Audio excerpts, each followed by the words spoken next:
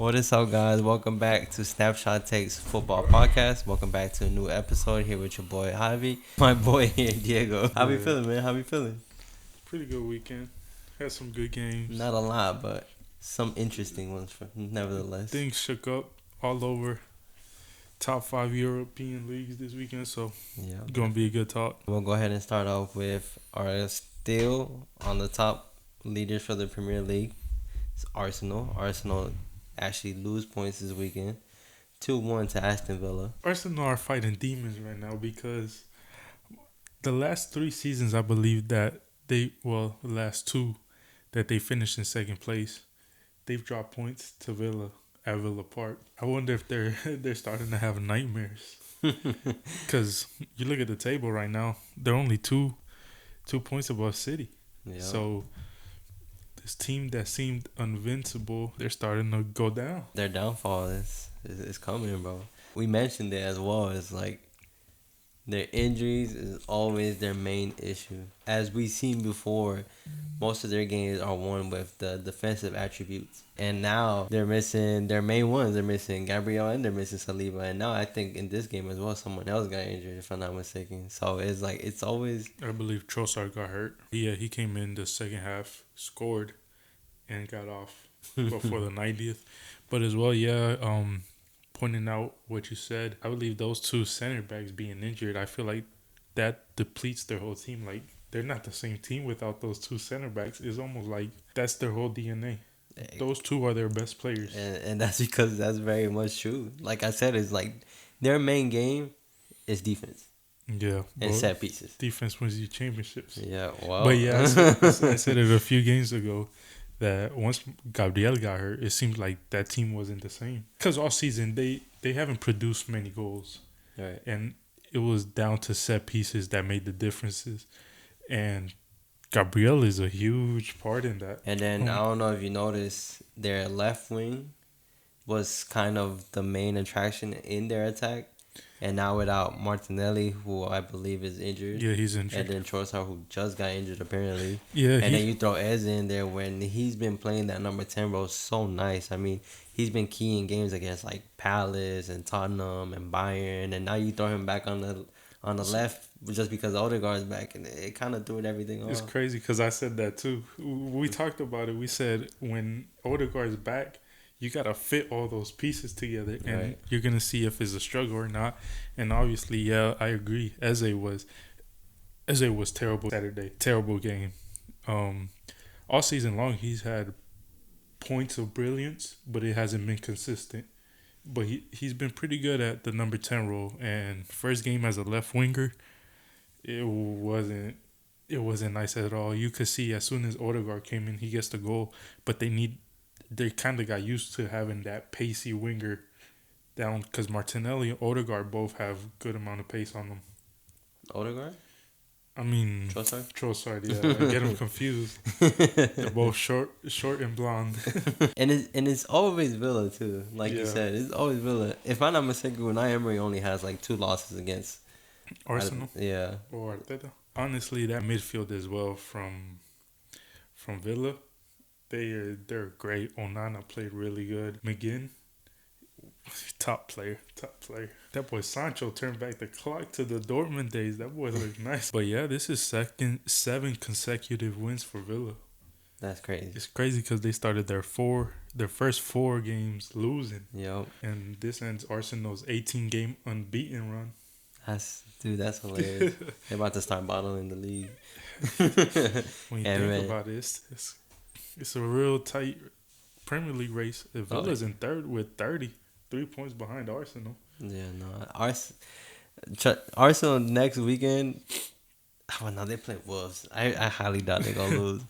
But it definitely seems like in the upcoming weeks they're bound to end up second or third place again, dude. Because without their main attributes to the game, they're not in it. So, question for you: do you think they win the league or not? Well, I didn't think they win the league regardless in the beginning. Yeah, but okay, at one point last month, October, they had a crazy month where they only conceded 1 or 2 goals, or maybe none. I forgot the stat. But they were the best team in Europe. Everybody's thinking, oh, this team is so great. This team is this, and that. You look at Villa, who you think was in terrible form. They're only 3 points behind in a City that's been struggling as well, and they're only 2 points behind. So did we gas Arsenal too much, or I definitely think you did. I did? You I think the did. whole world did. Nah, cause I mean, they were good. They were on a good run, but I genuinely never really thought they would win the league anyway. Because I feel like under pressure, when they start dropping points, when those injuries start coming in, it's wraps. Cause you think about City, who's always on the catch up, always, especially now more than ever.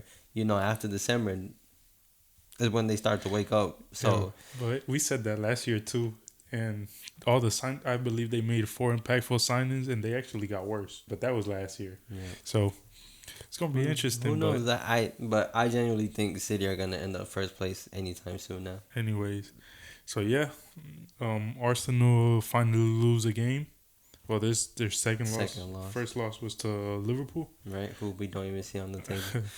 And so yeah, Arsenal continuing first, but 2 points ahead of Manchester City. Aston Villa's in third, like we said, 3 points behind, moving on to second place. Manchester City, who actually win against Sunderland. Pretty impressive win when you see how good Sunderland has been this season. Right now they're not in the best form, but considering the fact that they're coming from Championship League, so it's crazy how far they got in this season. But yeah, City do win 3-0, and they're closing the gap on the table, as we mentioned. But I feel like, okay, yeah, they win this game 3-0. They finally get a clean sheet. Defensively, they look terrible. They're leaking goals left, right, center. Do you think City are going to splurge this January window? Because I heard they're trying to go deep for Semenyo. But to be honest, they don't need a left winger. They don't need Semenyo. I feel like if they get Semenyo, it's literally just to get him off the market. So it's just no one a else flex. can grab it. Yeah. Honestly, they didn't even need Marmoush. Yeah. Marmoush has just been lying on the bench, and he's a great player. Yeah. So, and then Chedki as well. He's been doing great coming off the bench, and I think he started this game finally. But he doesn't get the minute he deserves. So, I feel like City run into this problem constantly. But whether or not they're going to splurge on this next window coming up, I really don't think so. And if they do it, it's definitely a defensive thing that they need. Yeah, but there's not nobody really they could go for that will make a significant impact that quick. They got 35 goals favored to them, but 16 against. So they have the same goal differential as Arsenal. That Ruben Diaz goal, he was turning back the clock. He felt like Vincent Kompany. It was a little deflection. I don't know if you saw the Instagram. Yeah. They were trolling him. They were like, great auto goal. I think Bernardo did that. Vardio bags the second. Your favorite midfielder? I'm telling you, he's more of a midfielder than he is a defender. What a beauty from Foden. The assist from Chedki was the highlight of that goal. It was surprising that City actually ended up the game with a clean sheet. But then again, Sunderland, this game, they just weren't on it. They never really posed a threat. It's kind of hard to say that City did have a good game because it just didn't seem like Sunderland were on it, honestly.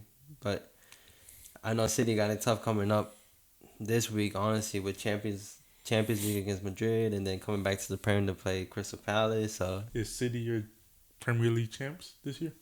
It has to be City. You don't want Arsenal to win it? Hell no. No, I hate Arsenal, dude. I hate them. More than City? That's rivaled you all those years? Yeah. City actually played football. Arsenal just pisses me off every time I see them play. That's hilarious. But yeah, so a quick little stat. We were talking about how many goals City have. They have a lot of goal scorers, but so Haaland tops that list with 20. Foden is second with 9. And then their third is own goals with 3. Oh, man. I thought you were going to say Guardiola. Guardiola's tied with own goals. But I just thought it was interesting. Like, it's basically Haaland. Yeah. He got more than 50 of their goals. 50% of their goals. Yep. It's crazy because he had started off on fire. And then he started slowing down a little bit. He's going to pick up, though. Is when Foden started picking it up. Yeah, because he scored in the last few games, so he's been doing his thing. And like we said, if they do end up winning the league, he might be player of the year. Yeah, so that wraps up the Manchester City game. moving on to Leeds Liverpool. Your Liverpool. mighty Reds once again Man. dropping points. Terrible form, like we said. Well, two Shout out to Leeds draws. though. Yeah, Shout out to Leeds had made it a good game because Yeah, they've been clutching it up for their manager. yeah, they beat Chelsea as well. Yeah, because supposedly from what I was reading is that Daniel Fark, I believe that's his name, the Leeds coach. Okay. He was under fire. He was running a huge risk, and they supposedly the uppers had told him, if you don't get points out of these next two games, which was Chelsea and Liverpool, and for it being home games, he was about to get kicked and Better get sacked. yeah. So and he ends up. Leeds actually end up winning against Chelsea and then tying against Liverpool. So shout out to them. They actually. Shout out to Calvert-Lewin. He played great against Chelsea. He played pretty decent against Liverpool. Right, I think he scored the penalty. Yeah. He Stupid penalty, Konate, man. I'm telling you. Yo, Konate, that was ridiculous. But yeah, Calvert-Lewin was feeling that Merseyside derby. You know, he's a Everton boy. But yeah, Ekitike bags a brace. yeah, that's what I was gonna Just say. another reason for him why he should start. He looked really good. Like he was hungry. It's crazy because he's been doing it all season compared to Isak. Right. Like Isak is not even 50% of the player that he is this season. That he was last season. No, that he's not 50% of Etikite. Oh, That's what I'm saying. No, yeah, facts. And it's funny because Ekitike was on fire when the league had just started. Yeah. And then Isak comes in. And then Slot brings in Isak and pushes Ekitike off to the left, and it's like it killed his whole momentum. Yeah. Just another reason why Slot pisses me off. But yeah, strong start from Liverpool, and honestly, they could have been winning 4-5-0 at this point because they had multiple chances. Soboslai had a couple, but they couldn't get it done. Then Konate does what Konate does. Konate was terrible. You could have conceded a corner. Or I believe that ball was going out. Yeah, it could have been a goal kick. Yeah. So he decides to slide in for no apparent reason. No, it's funny. He slides in and then does an additional reaching as well. So it was like a no-brainer penalty, honestly. The Soboslai goal was really nice. Great dummy from McAllister. McAllister, jumps over it. And they tie in the 95th. You expected it? To draw points? Yeah. Low-key. After they beat Chelsea, that was a bit worried already from the beginning of the game. But honestly, Liverpool had started winning. It was like 2-0. And then they tied up 2-2. And then Soboslai scored again in the 80th minute. I was like, okay, we might actually win this. And then they score again to draw it all up in 90 something minutes. It's crazy, man. Their season, they're thinking they were going to start off so good. It's terrible drop off. Let's talk about it. I know where you're going. Yeah. Slot and Salah. The Civil War, man. I side with the club itself. I understand what Salah says or what he feels, but I think Salah is too emotional of a player, and it's getting to a point where he thinks he's above the club itself. So it's not that I'm siding with Slot on this, because Slot has been doing a lot of changes to the lineup. I don't know if you noticed, but Salah hasn't been the only one that's been dropped. Salah's been dropped, only 3 games, and you see Salah already posing a threat against him. Salah has played the games with Soboslai as right back, Ekitike, Chiesa, and none of them have said a thing. But Salah, 3 games dropped, and he was dropped because he wasn't performing well. And those games where he's been dropped are the games that we have been getting points. So it's nothing against Salah, but I feel like he shouldn't be saying those things, especially not this soon. Saying that the game against Brighton, it might be his last game. I don't like how he's been handling it. To be honest, I might sound like a hypocrite, but you got to sack Slot. Oh, yeah. No, definitely. I'm going to sound like a hypocrite because of the Madrid thing. We've discussed the last video. We discussed it multiple videos, and we're probably going to discuss it today. But Salah basically has done half of, not, I wouldn't say half, but has done a majority of Liverpool's history. Like, Klopp and Salah made Liverpool what they are today again. Because before Klopp And before Salah, this team was terrible. They were in terrible form, multiple years of being terrible. I understand Salah has to be dropped. Even I said it last video, he's washed. But at the end of the day, this manager isn't doing nothing with the club. Even if you're benching him, you're dropping him, you're not finding results, and you're still scared to play the players you're supposed to be playing. Because just like we're saying about Isak and all this, at the end of the day, in the summer, once you got Etikite, you should have said, okay, I don't need another striker. You got rid of great players like Darwin Nunez and Luis Diaz, who were very impactful. All you needed was a right back and maybe a center back to complete your squad. And the striker, of course, is Takite, or you could have gone Isak, either or. But it feels like, I don't know if it was his decision, but they just splurged. And now he doesn't know what to do with the squad. Right. And if you're giving him that much money at Madrid, he would have been sacked already. At any other big team, I feel like he would have been sacked already, especially at Chelsea. You know, they don't play that over there.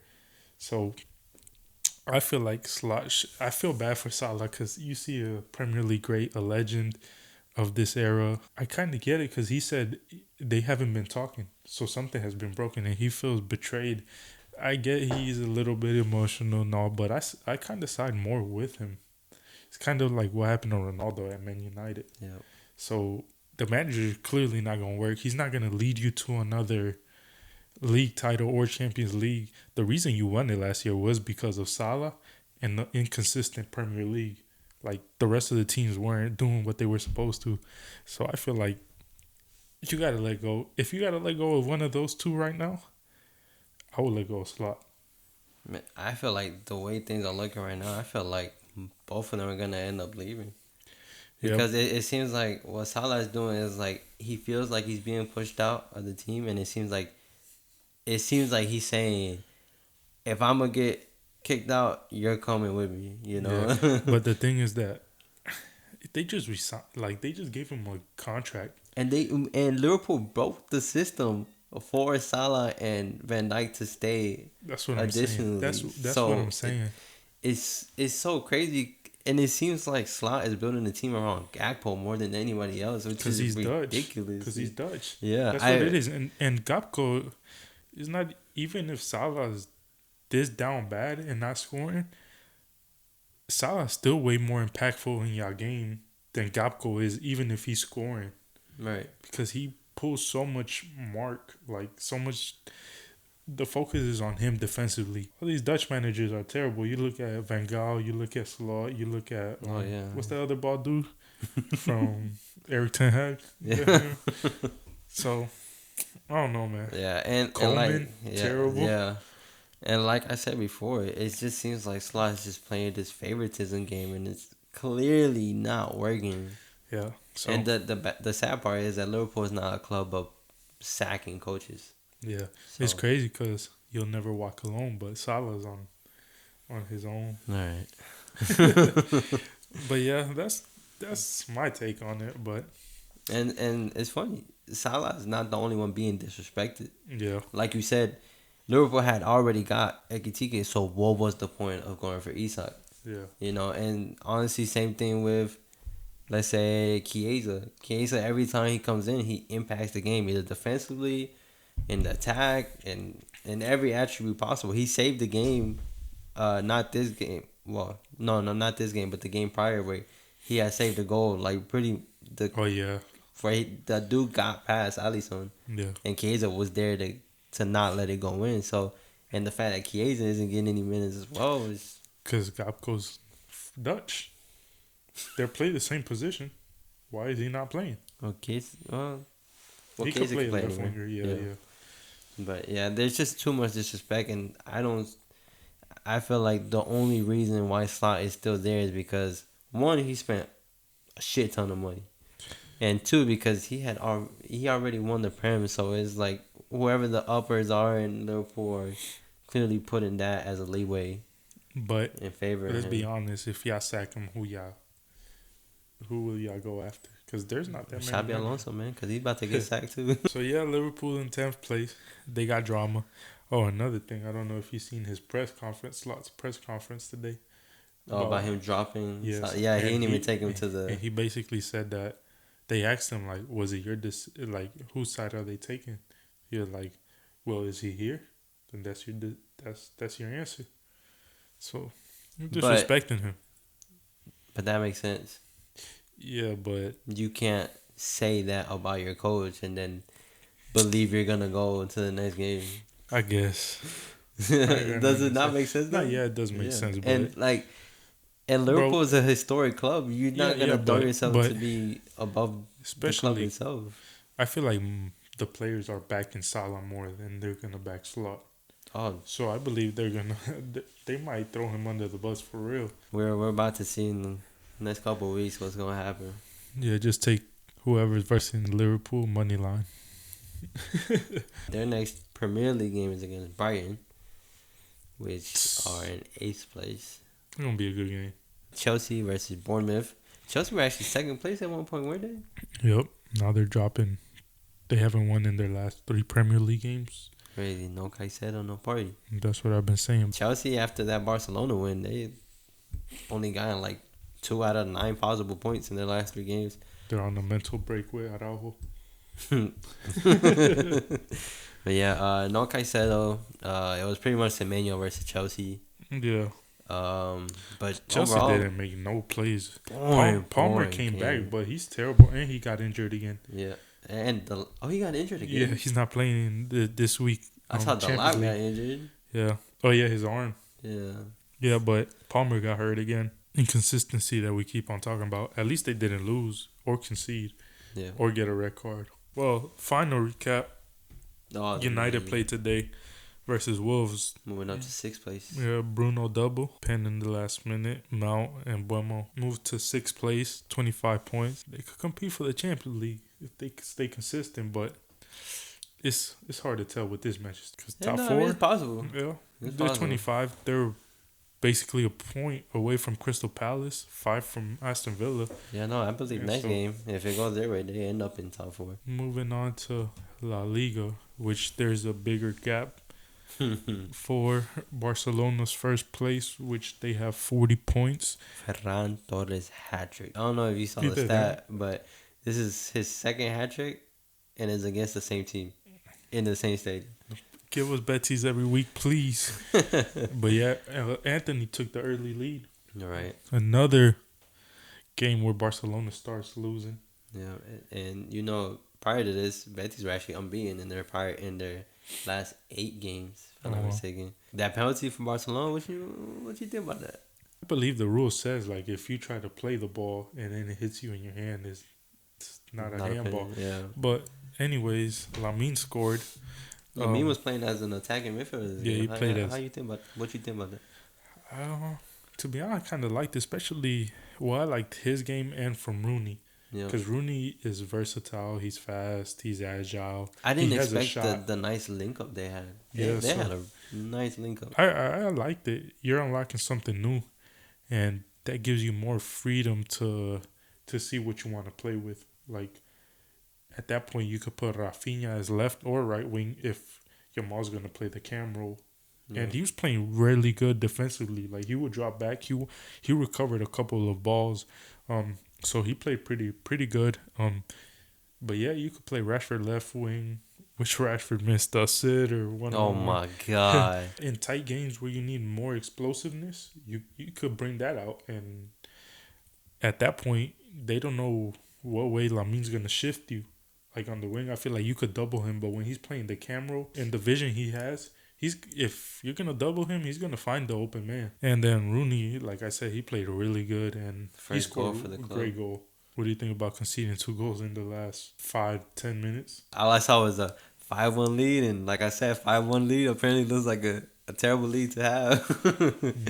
Like that City game. Nah, but the game does end 5-3, and I believe the last goal was the penalty. Yep. With the mistake from Koundé. Yeah. But at that point, it was so many subs. They put in that new defender in. I forgot his name. But it was garbage time goals. Joffre? Yeah. It was garbage time goals. So even Flick said if you wanna focus on that, you could go ahead. But at that point the game was The game was sealed. over. Yeah. Barcelona's next La Liga game actually comes against Osasuna. Flick was trying something new out with the Barcelona team, and it worked out perfectly fine in my opinion. Move over to the Atletico game. Yeah, Athletic Bilbao versus Atletico Madrid. 1-0 loss for Atletico. Another loss. 2 losses in a row. It's I don't know if you saw terrible, that Julian got subbed out again, and he was furious. Like, he was so angry at the bench. They focused the camera. He was just shaking his head. But Berenguer scores in the 85th minute. Boring game. Very lackluster from both squads. So, not much to talk about there. Like, it's just very dry from Atletico after being in great form pretty much in La Liga all season. Well, they started off drawing a few matches, but they picked it up. Once they got going, they got going. But what did Atletico need to be a top team again? Did Simeone have to leave at one point? he said he wanted to coach Inter, so he said it's eventually bound to happen. But I don't know. To be honest, I feel like once Simeone leaves, no other coach, no other high level coach is gonna want to go there. So I feel like once he leaves, Atletico is gonna become another mid-table La Liga team that's gonna have occasions that they compete for top 3. I just find it really disappointing because they spent over what, like 300 million Yeah, in like the last 3 seasons, and they can't provide anything with it. So what else do they need? I thought, because at first I thought, oh well, maybe they don't have enough funds to bring in the players they need. But you brought in Julian. yeah. But to be honest, that's just a striker. Their midfield is lacking. Yeah, but A prior to this, they didn't have attack. They used to, well, they still are a pretty defensive team, but now they have the attack and they're still not improving. Yeah, but if you don't have that midfield that controls the game, like Madrid have Jude, Guler, so on and so forth. Barca has Pedri, Frankie. You look at Atletico, who do they have? Barrios. Koke. Barrios and Koke. They're not going to compete. They're not getting It's called. funny, they let go of De Paul as well.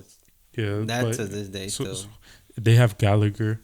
Like, you look at those guys, I don't even think they get called up for their national teams. So how are they going to compete with these top teams? Like, midfields is basically what controls the games. I feel like that's what's missing. Like, they have solid defensive players, solid. Their forwards are great. I don't know about the defensive part either. They need 2 center backs. Yeah, because Bilbao could have scored a lot more as well. And Yeah, Lenglet's old. Josema, he has his sparks, but injury prone. This is the first game that Atletico don't start the game off winning. And I don't know how many games. that's the stat I gave you last week, that they were scoring in the first 14 La Liga matches. Mm-hmm. In the first half, they were scoring the first half of each match. To be honest, it was a boring game. Oh no, it seems, bro. Every Atletico game just makes me want to fall asleep, dude. Except that Barca game. That Barca game was good. And the Real Madrid game. Yeah, they're the Chelsea of the La Liga. They only compete against the big teams. That being said, Atletico next game is against Valencia in La Liga, and that's pretty much all there is to that. Atletico still not impressing nobody. Moving over to the biggest game that actually happened this weekend, that Real Madrid game. Double red card. That referee wasn't taking nobody's shit. Yeah. No, to be honest, it was 2 silly red cards. They were ridiculous. Both of them were basically the same red card. Like, talking and then stomping. So I'm surprised Rodrigo didn't get a red card. The yeah, way the referee was throwing he was all cards up in out. his face. Lewandowski, don't let him touch his nose because that's a red. Real Madrid lose 2-0 at home when Rodrigo took a shot. They were booing him. They were booing Rodrigo when he took a shot. Because the shot was terrible. Well, so is every shot Vinny takes. Yeah, but they were booing him, and I forgot the stat, but I believe it's more than 20 games. No, that like he it's hasn't like scored. 30. It's like 30-something games. He hasn't scored or assisted, so that's terrible. To be honest, I feel like his confidence gone because you start off benching him. He's just in bad form. I feel like he's a top player, like in the team that really needs him and is gonna play him. He just needs a little confidence, a coach that actually believes in him, because he was supposed to be sold. So I feel like that does a lot to a player, especially when you give it all. He loves Madrid, and being pushed off to the side, I feel like that hurt his pride. But yeah, so Frank Garcia and Carreras got a red card. Trent is injured. Militao got hurt. Carvajal's still injured.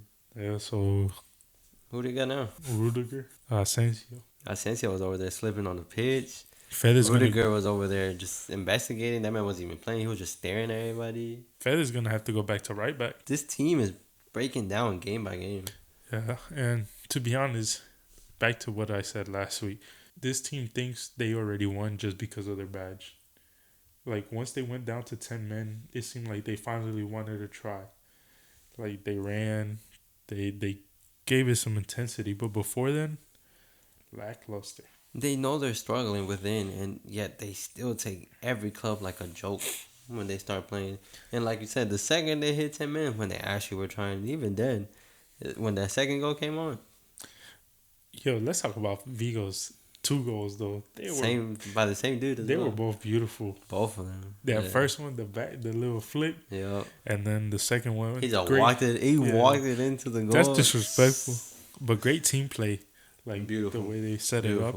Give credits to Celta Vigo. He sat Courtois on his ass. Xabi Alonso had some harsh words for his team. At the end of the game, they were asking a few questions. And yeah, he wasn't happy about the team performance. He wasn't happy about the referee decisions. He wasn't happy about anything. He even admitted that his team didn't actually wake up until they got the red card. Yeah, he did say that. So, I don't know, man. I feel like they're making his bed, too. Like, they're building his casket right now. It seems like the situation came after the Barcelona game, a game where they won. But due to that Vinicius decision, it's like the team just turned their back on him. I feel like they're so against Xavi just because they're used to Ancelotti. Like, he babied them. He was chill with them. I feel like Xavi's actually trying to move tactics.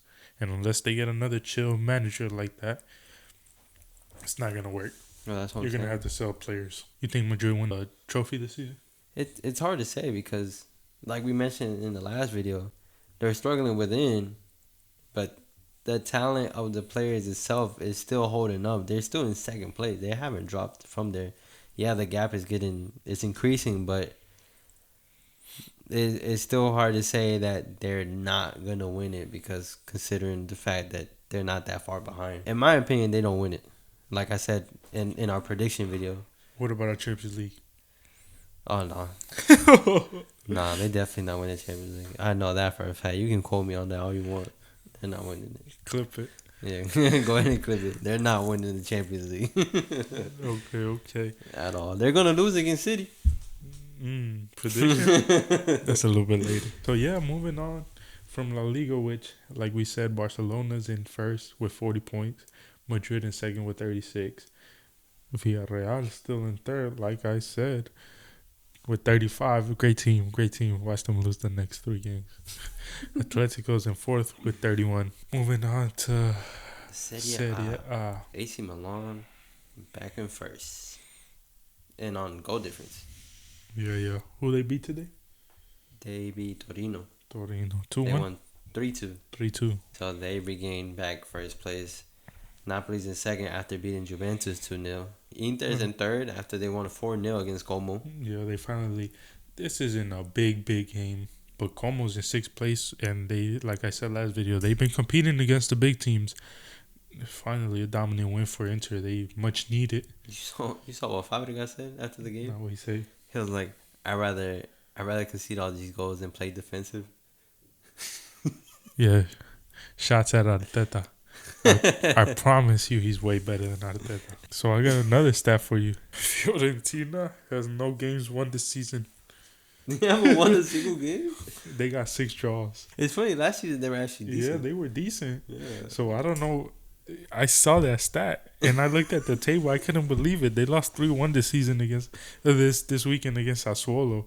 So they're automatically relegated. Well, yeah, there's no comeback from that. No. They actually still mathematically have a chance. But how many managers have they gone through this season? Because there's no way is this the only one.